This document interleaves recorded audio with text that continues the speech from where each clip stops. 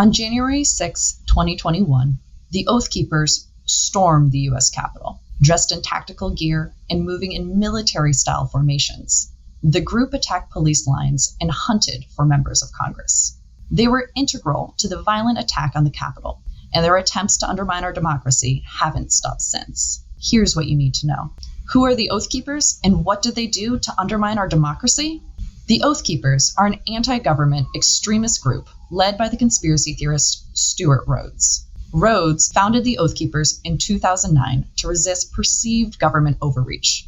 The group, which claims thousands of members, heavily recruits from former and current law enforcement and military, and it even counts elected state representatives as members.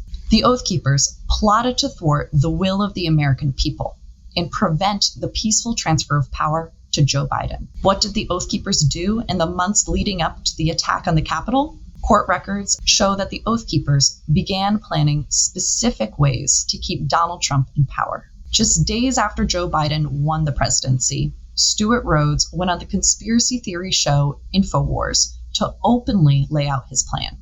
He called on Trump to declassify state secrets and target his enemies. So how does Trump nuke the deep state?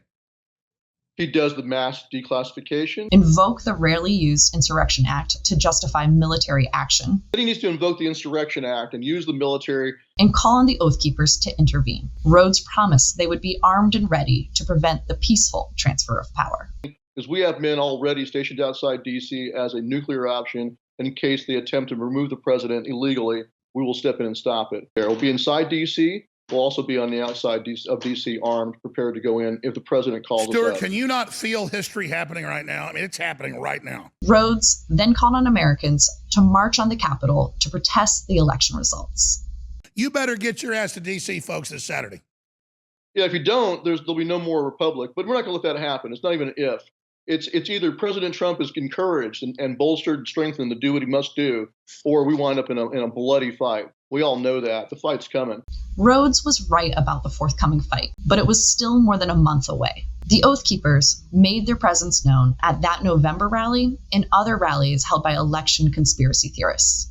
Rhodes even called for an even more bloody war. We're going to have to do it ourselves later in a much more desperate, much more bloody war. As attention shifted to January 6th, the Oathkeepers began secretly planning to prevent the certification of the election, and they were willing to use violence to keep Trump in power.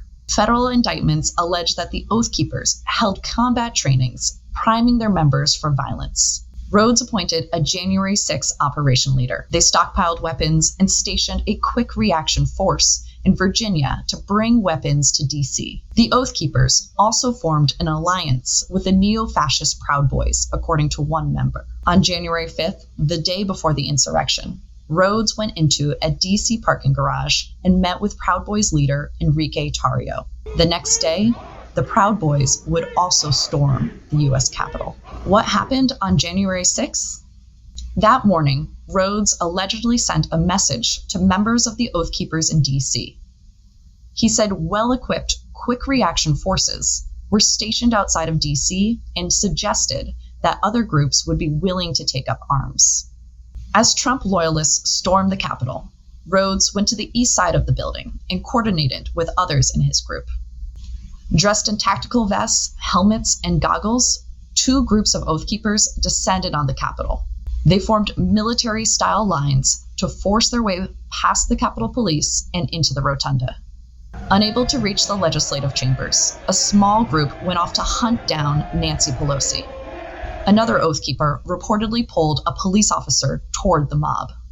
Rhodes celebrated the attack on the Capitol. "You ain't seen nothing yet," he told the group.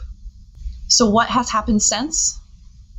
This January, the Justice Department charged 11 members of the Oathkeepers, including Rhodes, with seditious conspiracy. In total, 19 members face federal charges. 3 have pled guilty. Rhodes was arrested this winter and remains in jail. The Oathkeepers continue to undermine our democracy. Around the country, they're joining other extremist groups and targeting local elections. Mark Fincham, an elected state representative in Arizona, is a member of the Oathkeepers. In a state that saw tense protests around the 2020 election based on false claims of voter fraud, Fincham continues to peddle election conspiracy theories. Now, with Trump's endorsement, he is running for Secretary of State in Arizona. If he wins, he would be in charge of how that state runs its elections. Right Wing Watch continues to monitor the Oathkeepers' attempt to subvert our democracy. Dive deeper into their impact and follow us for updates at rightwinginsurrection.org.